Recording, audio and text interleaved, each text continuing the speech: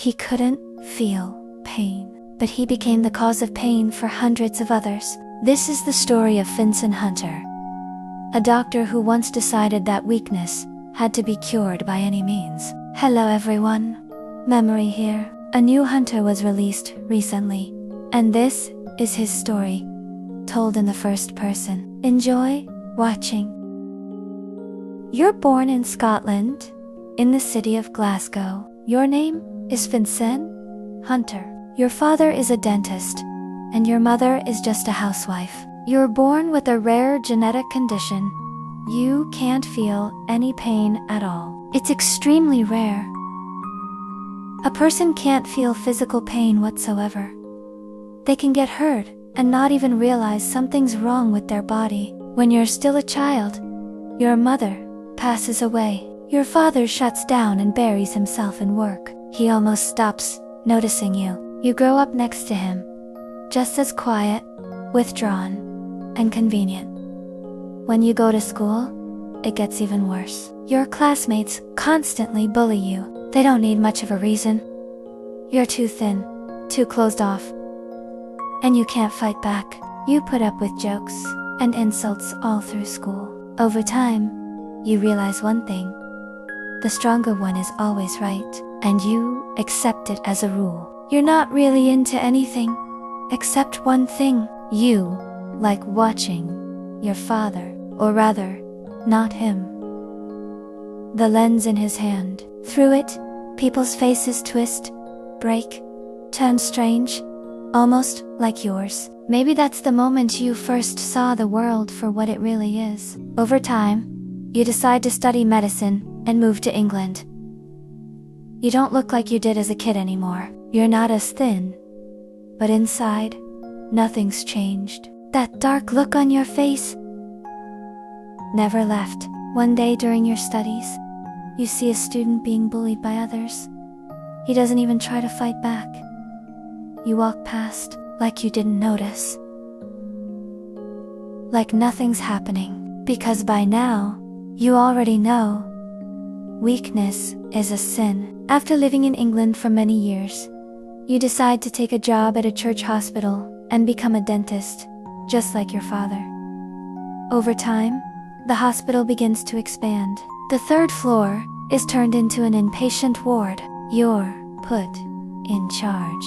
Most of the patients are in the children's ward, and that's where something happens you never expected. Kids aren't afraid of you. They don't avoid you or whisper behind your back. They talk to you and trust you. Through them, you face sincerity for the first time. With children, it's nothing like your school years. They don't try to prove who's stronger, who's right. They don't follow the same rule you once accepted.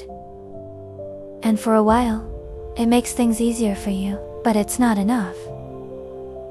You're not only interested in teeth. Just like in childhood, you're still drawn to lenses and light. You start working out a new treatment method using light, but no one takes your work seriously. They tell you, too many risks, too dangerous, not enough proof, or successful results. They don't give you a chance to prove yourself, so you stop waiting for approval. You decide to prove them all wrong. You dive into experiments, and your need to be right turns into an obsession. After that, strange things start happening at St. Heart's Hospital.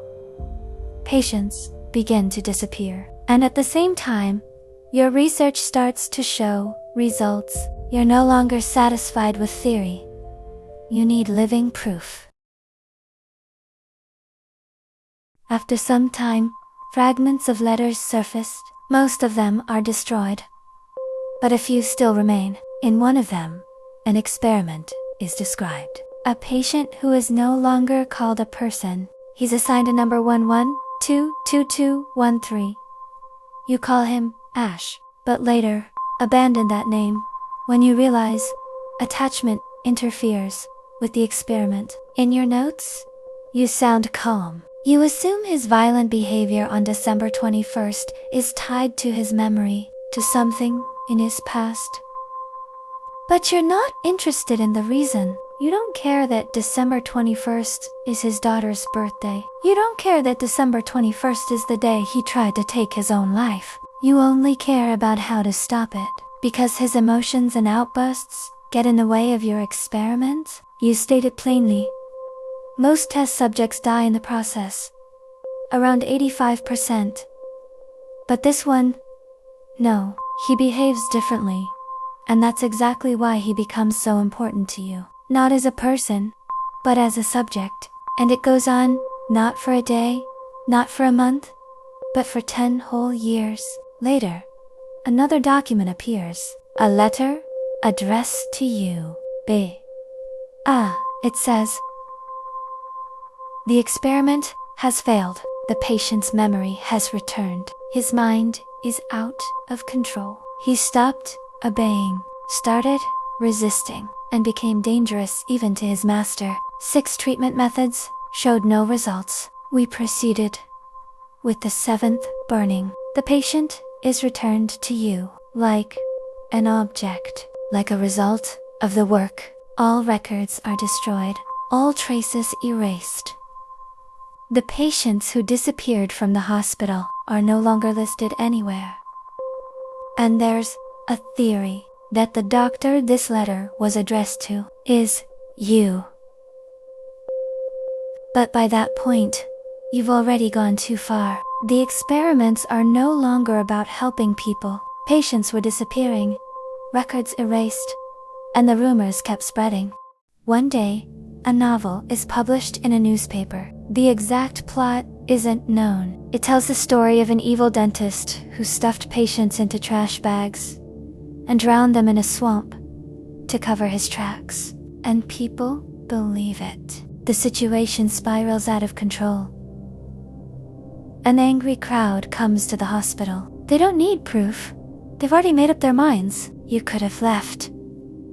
You could have taken your results and disappeared. But you stayed. It's not clear why, but you stayed. Maybe because you saw them, the children, scared, looking at you like you were the only one who could do something. You didn't leave. The crowd breaks in. They shout, asking about the missing patients. You deny everything and demand to be allowed back to your work. But no one cares about your answer anymore. They grab you and throw you into the swamp. The mud pulls you down. You try to fight it, but it's useless. When you open your eyes, you see people standing around the swamp, waving flags, shouting something in terror. You can't tell what's happening: reality, a nightmare, or an illusion. Your old body is gone. Your fear becomes a parasite in a rotting body, spreading at an uncontrollable speed. Since then, the hospital has been abandoned, its walls turned to ruins. Parents, afraid for their children, tell them a legend through a song.